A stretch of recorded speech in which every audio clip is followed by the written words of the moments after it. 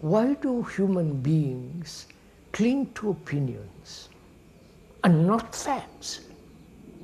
You can conclude from a fact an opinion. A fact can be made into an opinion, but the opinion is not the fact. You know that moment when you're brushing your teeth and suddenly remember something stupid you said 3 years ago? For some reason, your brain decides this is the perfect time to replay it in vivid detail. Turns out, there's something much more disturbing happening here. Researchers tracked people's thoughts throughout the day and found that roughly 80% of what passes through our heads is negative. But that's not the disturbing part. The disturbing part is that most of these thoughts are identical. The same worries, the same self-criticisms, the same mental loops playing on repeat. Your brain has essentially become a broken record, stuck on the track that makes you feel worse about yourself. But here's what's really strange. We seem to prefer it this way. Think about someone you know who constantly worries. They replay conversations, imagine disasters that haven't happened, beat themselves up over mistakes from years ago. Now ask yourself, does all that mental activity actually help them? Or does it just keep them trapped in the same patterns? Scientists call it repetitive negative thinking, and the research shows it's directly linked to anxiety and depression. But that's not what caught my attention. What caught my attention is how we defend it. We tell ourselves that overthinking is preparation, that replaying our mistakes will prevent future ones. One therapist described it as an addiction to suffering. Watch what happens when someone tries to interrupt their negative thought patterns. They resist.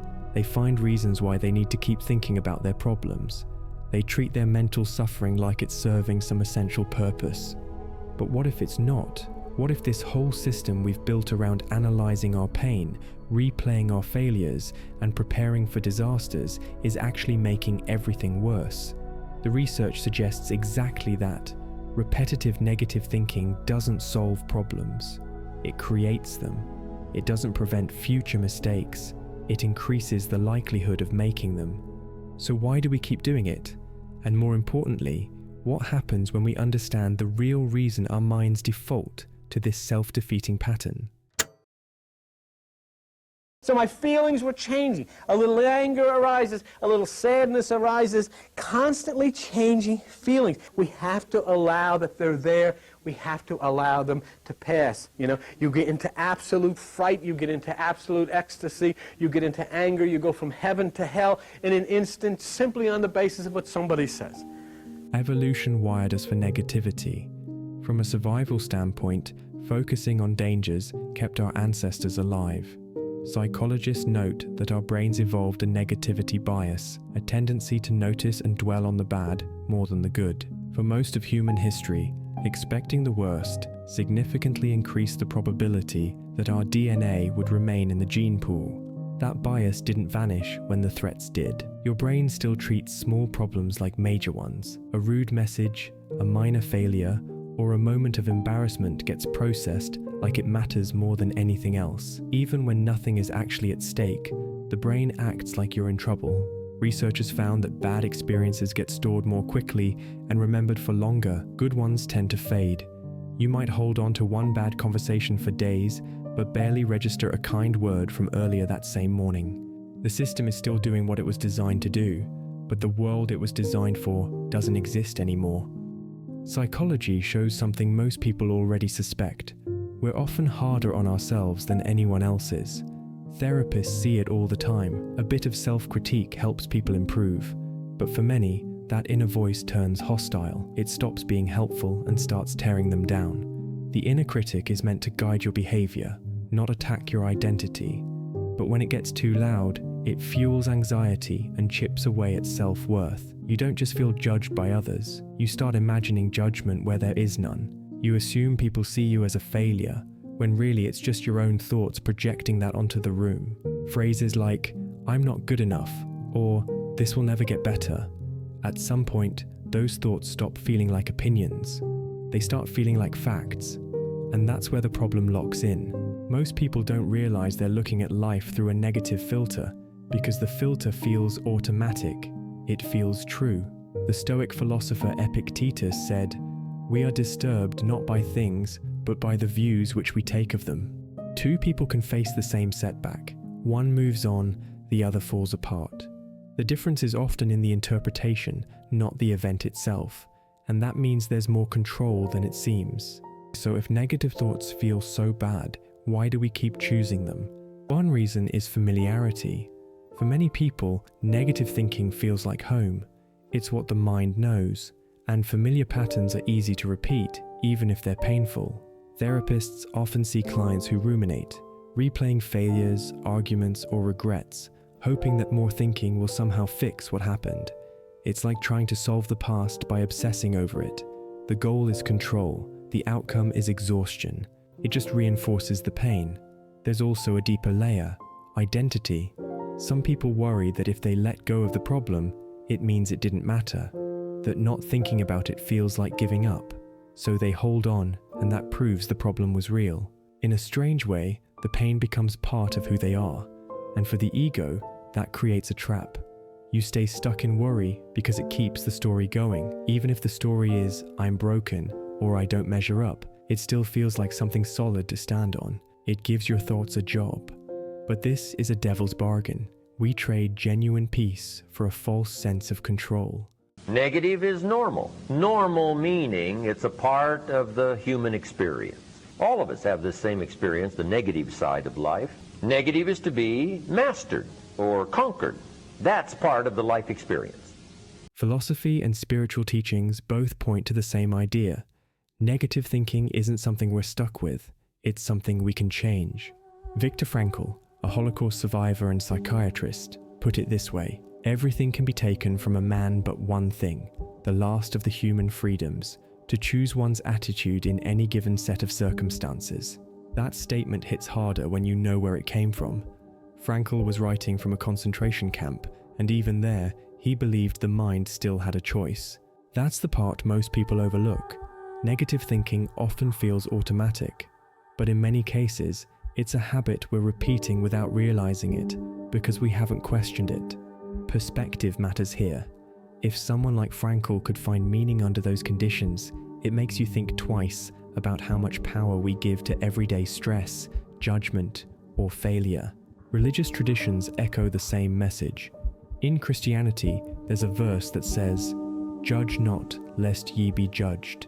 It's usually read as a warning against judging others, but taken more deeply, it also reflects how we become our own judge. We create the standard and then suffer under it.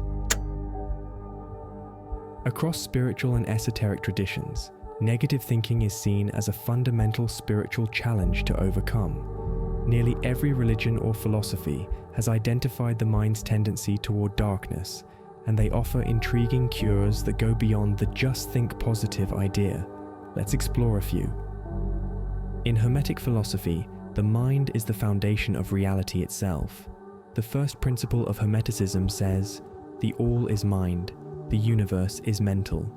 It means the universe itself is a mental construction. What we call reality is shaped by thought. According to this view, consciousness comes first, and matter follows. So, when your thinking becomes chaotic, fearful, or self-destructive, the effects don't stay locked inside your head. They influence how you perceive and experience the world, and over time, they begin to shape the conditions of your life.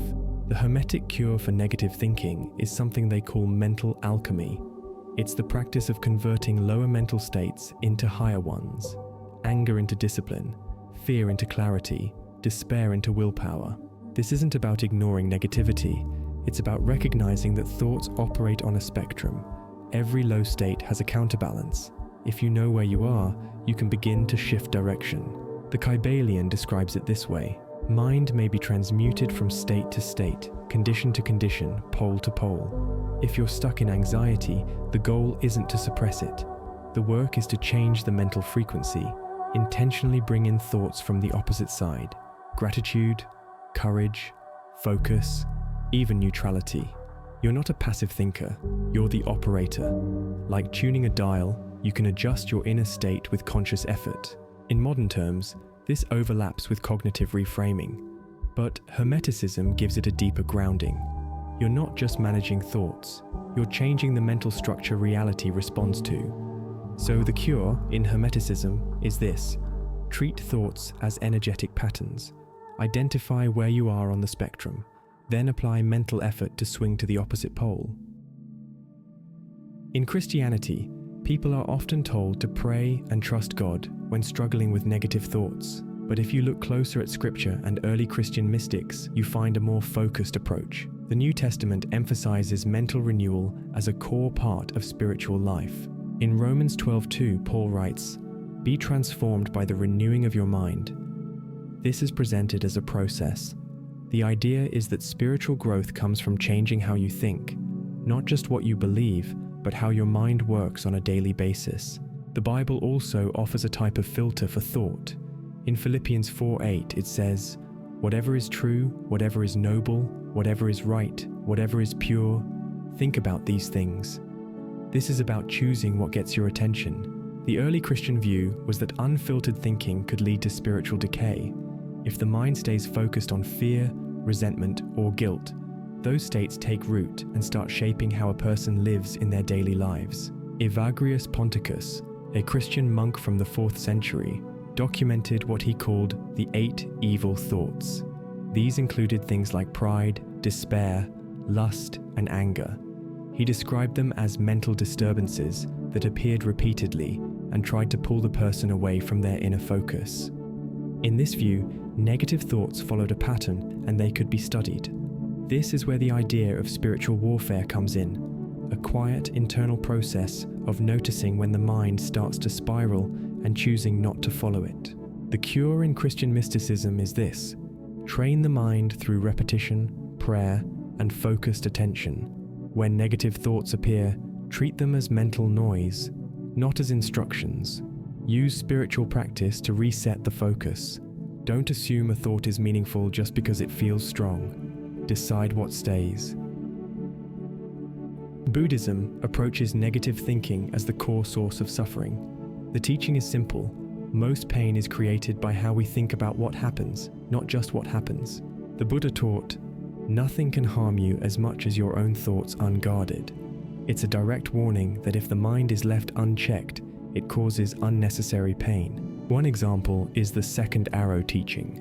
The first arrow is something painful in the world, a loss, an illness, a setback, something that is unavoidable from happening in the moment. The second arrow is mental, the reaction that gets added afterward. Buddhism teaches that the second arrow is optional. That's the gap mindfulness aims to control. When a negative thought arises, the practice is to observe it without reacting. Instead of treating it as truth, you see it as passing. The thought, "I'm a failure," becomes a moment of mental activity, not a fact about who you are. The Buddhist cure for negative thinking is this: train the mind to observe without attachment. When a thought appears, treat it as temporary. Don't follow it, don't fight it. Just see it for what it is, a simple mental event. Each tradition we've explored approaches negative thinking in its own way, but none of them suggest ignoring pain or avoiding reality. They don't deny that some thoughts need professional attention, especially when they're tied to trauma, depression, or anxiety disorders. What they offer isn't a replacement for clinical help. It's a change in how we relate to thoughts in general. In these systems, thoughts are treated as conditions of mind, not reflections of who you are. Whether the language is spiritual, philosophical, or psychological, the message is consistent. Negative thoughts don't define you, and they aren't final. Some traditions describe them as distortions, others call them temptations. A few treat them as energetic imbalances, but all point to the same move: learn to step back, interrupt the cycle, create distance. Use a method that helps you stop identifying with harmful thought patterns, whether that's meditation, prayer, mental redirection, or structured self-inquiry. But understand that this does not mean you'll never think something negative again. It's not realistic, but it does mean you can stop letting those thoughts turn into spirals that control your day. In the end, overcoming negative thinking is about building mental discipline. It's about paying attention to what you feed. There's a well-known parable about 2 wolves. One represents fear, anger, and doubt. The other stands for clarity, strength, and trust. Both live inside you, and the one that grows stronger depends on which one you choose to feed. Everything you've learned in this video is part of that choice, and right now, in this moment, you have the power to feed the right one. So the only question left is, which wolf will you feed today?